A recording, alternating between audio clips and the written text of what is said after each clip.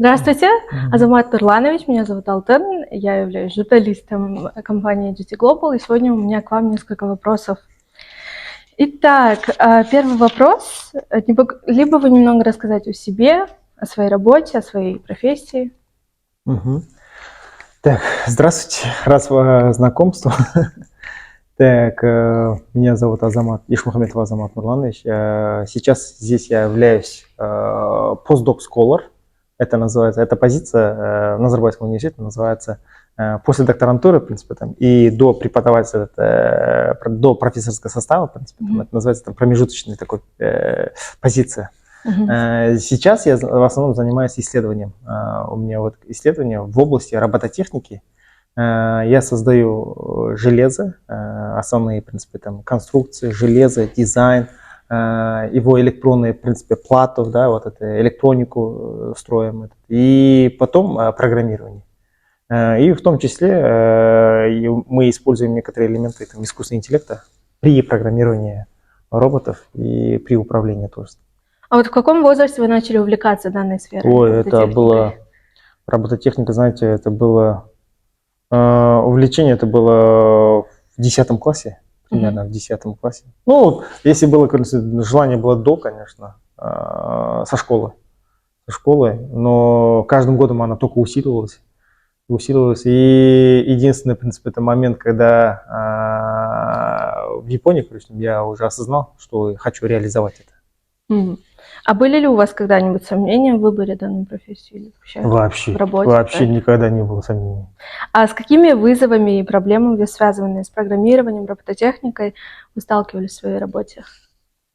Это постоянный этот вызов, потому что если вы создаете что-то новое, то, что нет в мире, значит, вы должны осваивать некоторые, в принципе, области программирования или технологии, которые нет. И один проект, в принципе, там приходится расширять свои знания несколько раз. Например, мы сейчас разрабатывали, в принципе, там робота, который до этого использовался как стационарная скульптура в архитектуре, в принципе, там, нам пришлось изучать архитектуру, некоторые элементы архитектуры, в принципе. Потом, следующий, у нас был проект, когда мы использовали роботов для медицинских целей.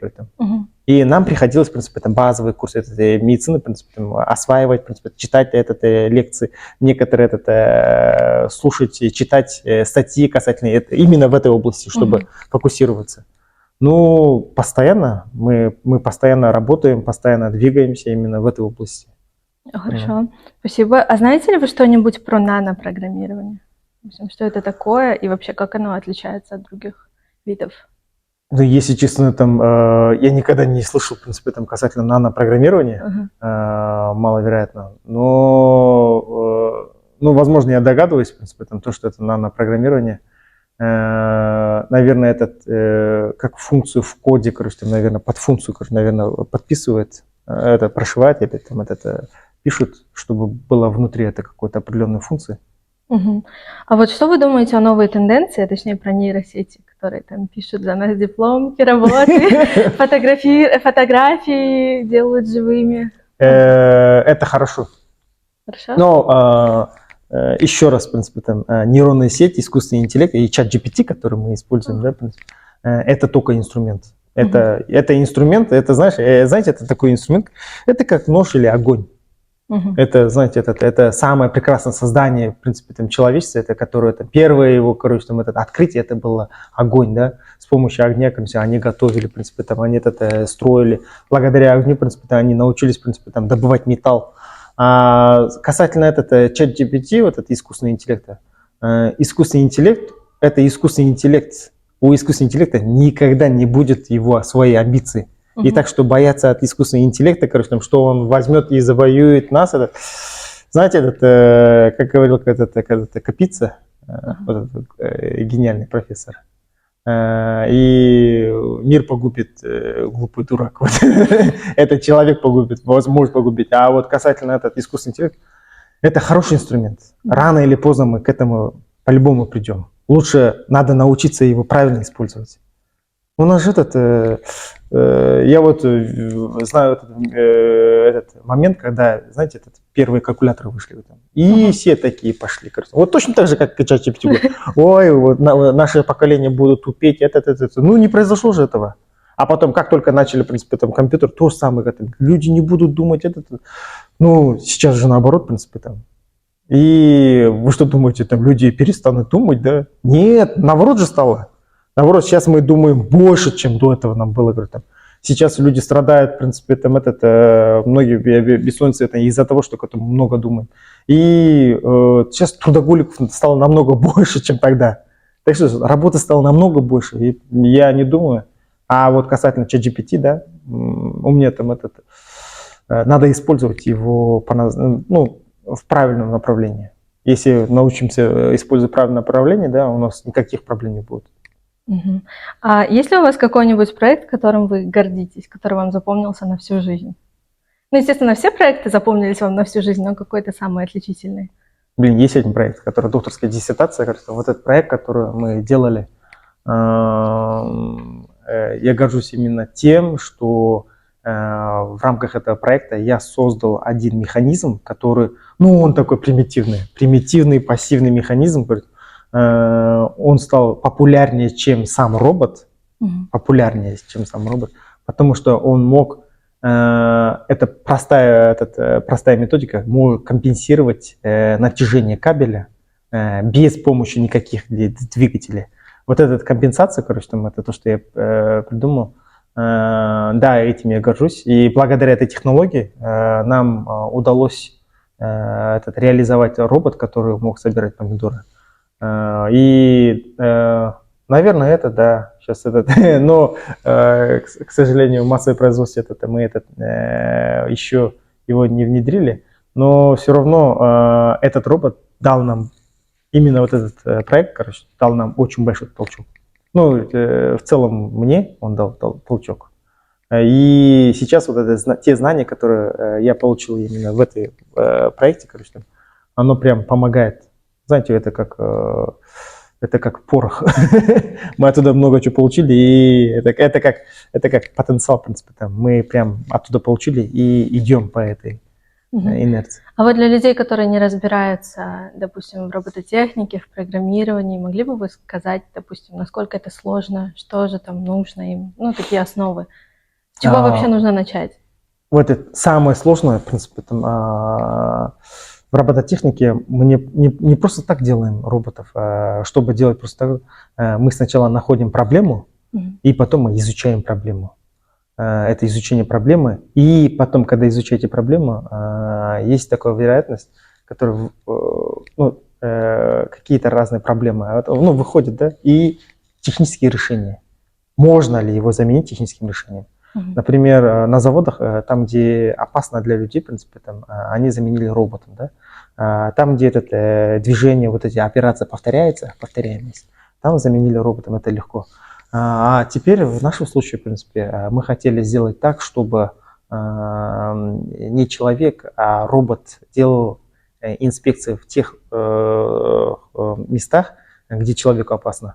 И поэтому, да, это очень сложно, во-первых. Техническая реализация, знаете, это то, что у вас на уме, нужно визуализировать и потом его материализировать. Это очень сложно. С первого раза, в принципе, не проходит так, как вы задумали. И поэтому мы делаем разные итерации. Например, чтобы создать одного робота, дизайн проходит как минимум больше 20 итераций. Это значит, мы 20 раз его делаем дизайн, адаптируем, в принципе, улучшаем, дорабатываем, в принципе, и после него, в принципе, уже у нас получается, это очень такой болезненный процесс, потому что даже когда люди не понимают же, в принципе, даже руководитель, даже этот начальник, в принципе, он не видит, когда создаешь что-то такое, которое нет, в принципе, и тем людям, которые вообще не понимают, это очень сложно. И поэтому другая часть – это убеждать, это умение убеждать, в принципе, надо убеждать человека, надо с ним работать, надо найти те слова, которые он хочет услышать, в принципе, и дойдет до его сердца. И вот только так, да. И в основном итерация. Это еще здесь это же не офисная, не рутинная работа. Здесь, знаете, я вообще не умею петь и рисовать, но я чувствую себя художником. Художником или артистом, художником, потому что в основном у нас должно быть творчество. Мы люди, я тоже ничем не отличаюсь от людей творчества, в принципе, мы постоянно думаем, постоянно и у нас бывают тоже творческие муки. И, вот это самая сложная часть. Спасибо большое. Поскольку ранее вы говорили, что вы обучались в Японии, сравнивали ли вы когда-нибудь образование там и в Казахстане? Да, постоянно. Я постоянно сейчас сравниваю, в принципе. Это первое. Я не скажу, в принципе, там школьное образование. Школьное образование, в принципе, там такой разницы сильной нет. Единственная разница, которую я увидел в школе, в Японии вообще такого понятия, как 2 смены или 3 смены, такого нет.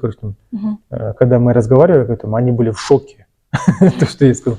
Я учился в 2-й смене, это значит, это что такое, говорю, это до обеда и после обеда, говорю, и они думали, они никак, я не смог им объяснить, в принципе. И вот тогда я понял, в принципе, да. Вот это основная часть. Это другая часть. В Японии нагрузки, да. Касательно университета, да, касательно университета, в принципе, потому что у нас после Советского Союза, после развала, даже во время Союза, у нас до сих пор есть ученые, которые до сих пор не понимают, как надо вести науку.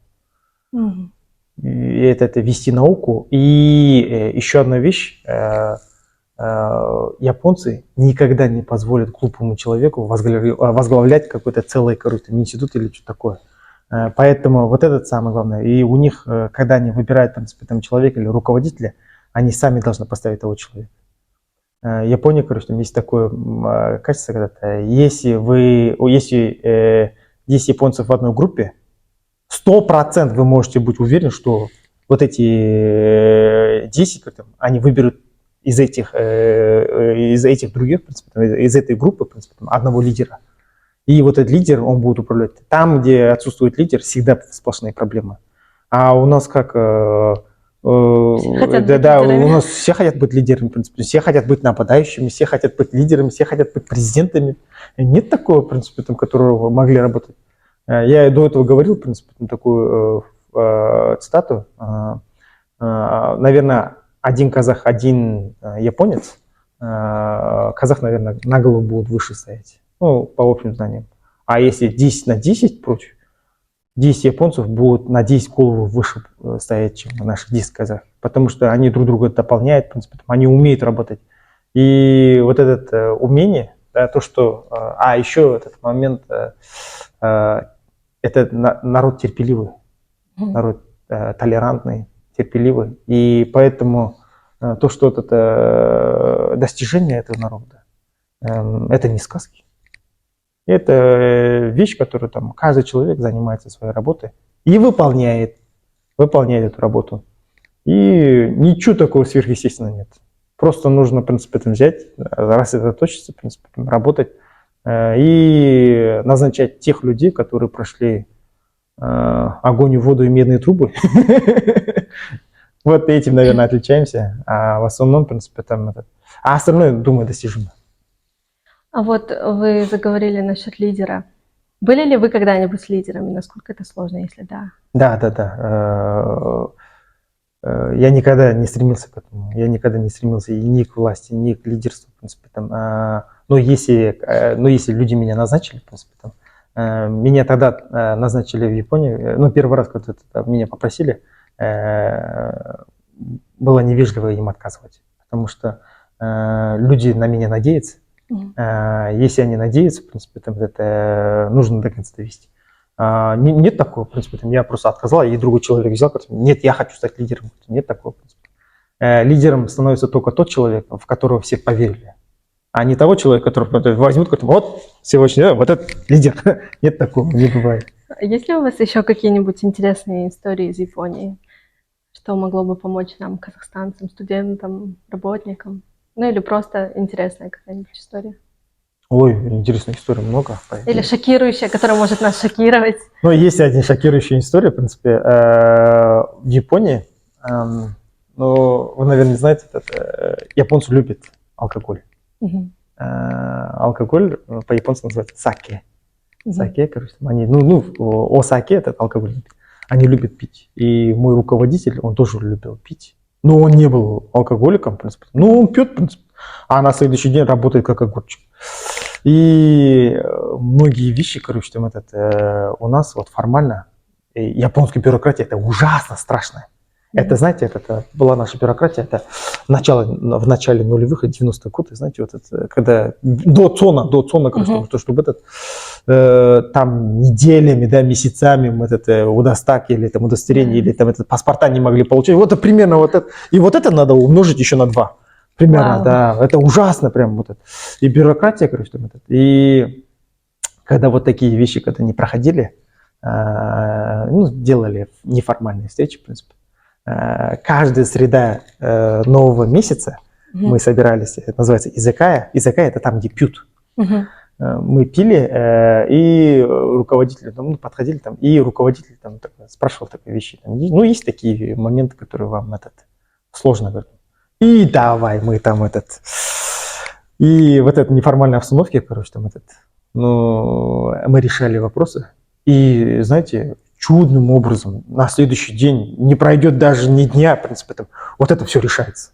Вот это все вот эти бюрократические, то, что некоторые вещи, которые мы хотели закупить, в принципе, мы вот это все решаем в этой неформальной обстановке, в дружественной обстановке.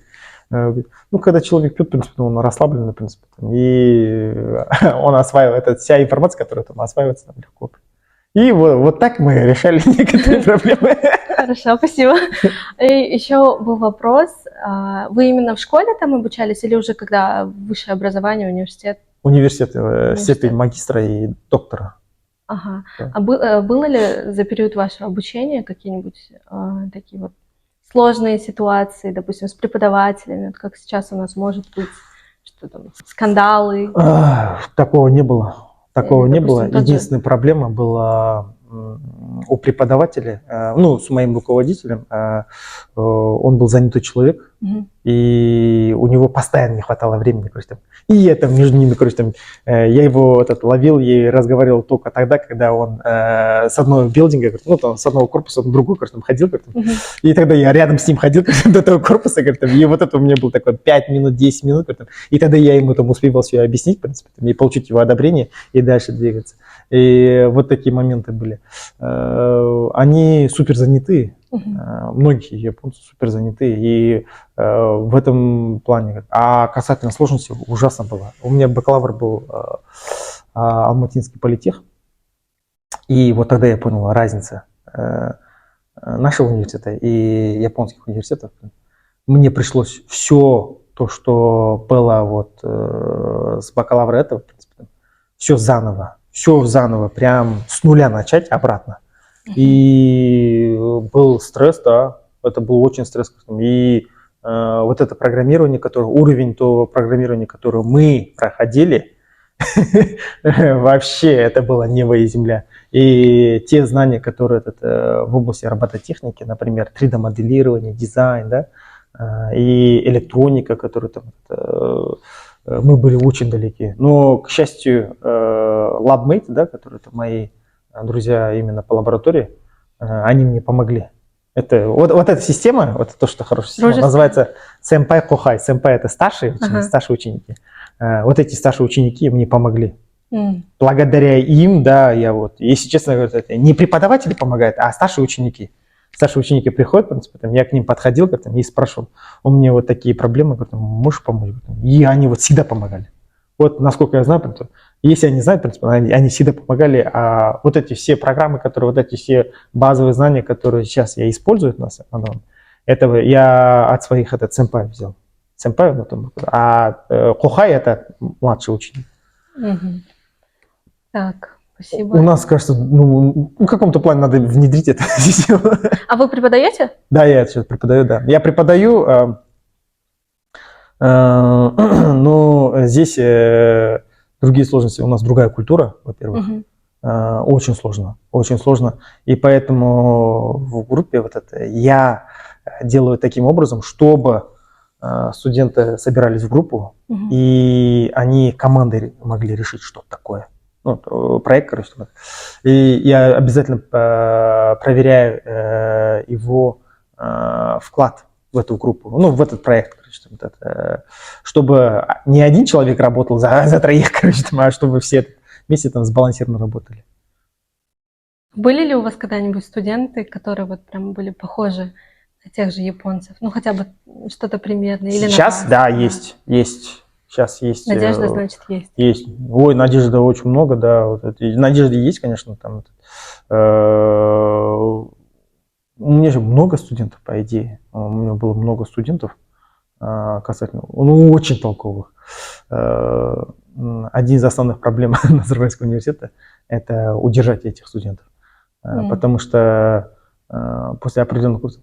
Знаете, вот Назарбаевский университет, он такой, это место, они получили знания от преподавателей международного уровня, да, от иностранцев, ну, там тоже были там и британцы, и итальянцы, и немцы, и японцы.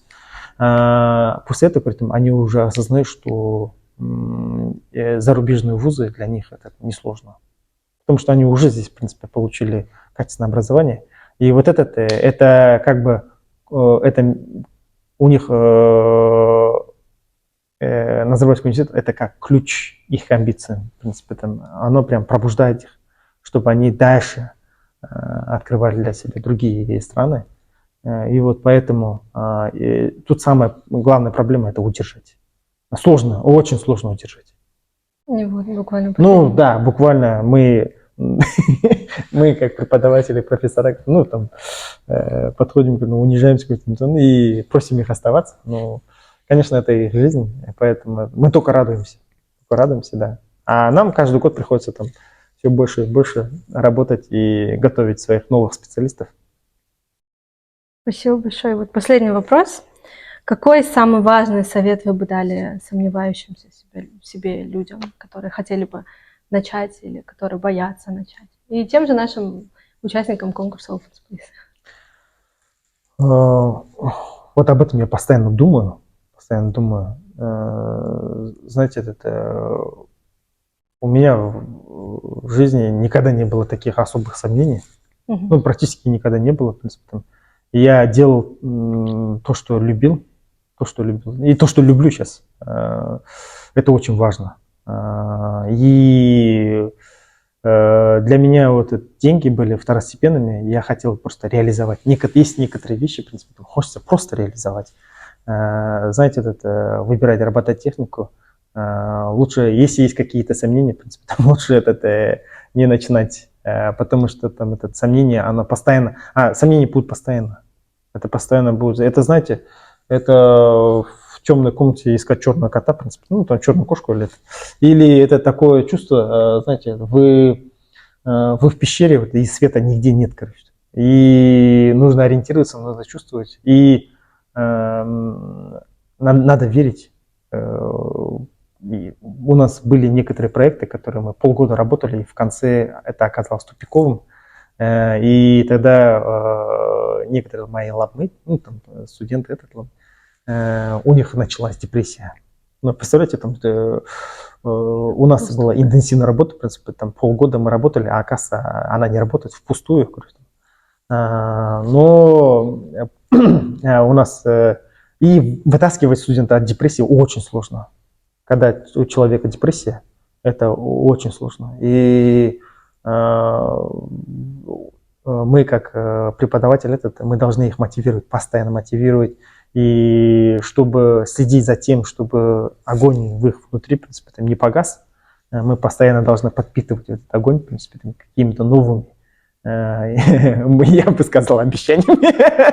А как вы сами эту мотивацию в себя собираете, чтобы студентам давать? Ну, это по-разному, в принципе. Но основной принцип, то, что рабочий, любой фейл Любая неудача, короче, там, в проекте. Вот этот проект, который мы зато он открыл 2 новым проектам дверь. И благодаря этому, в принципе, мы многому научились. Знаете, от этих ошибок мы научились большему. И сейчас теперь нам это смешно. Мы сейчас смеемся, мы это интервью давали до этого тоже другие. И нам это сейчас смешно. Ну, тогда было не до смеха. Ну, конечно, да, мы работали очень сложно. Полгода работали, даже больше полгода. И когда мы прям застряли, прям тупиковую ситуацию. Но благодаря этому мы многому научились. Мы расширили свои знания, мы расширили, в принципе, и концепцию. Некоторые вещи. Сейчас благодаря этому мы открыли один феномен, и благодаря этому феномену мы опубликовали одну статью в хорошем журнале. И это был прям для нас очень хороший толчок. Очень хороший толчок. Теперь дальше и исходя из этого мы будем отталкиваться. Вот это называется научная база. Если этого не будет, знаете, это секретный рецепт самого вкусного супа. Вот в этом есть фейл, и от этого мы учимся. Вот этот рецепт. Не надо бояться. Спасибо вам большое. На этом наше интервью с вами заканчивается. Да, Спасибо, было что интересно с вами сказали. Ну все, до свидания.